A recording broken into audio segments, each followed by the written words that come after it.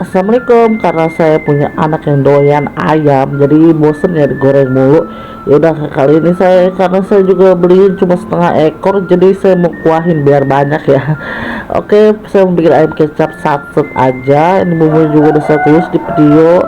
Sampai harum di osengnya ya biar nggak bau langu. Tambah juga tadi daun salam, terus udah agak harum baru masukin ayamnya. Anak saya udah bilang mama saya juga tadi tinggal jogging dulu, jadi agak lama masaknya. Jadi mama cepet, jadi kita satset aja masaknya begini aja ya.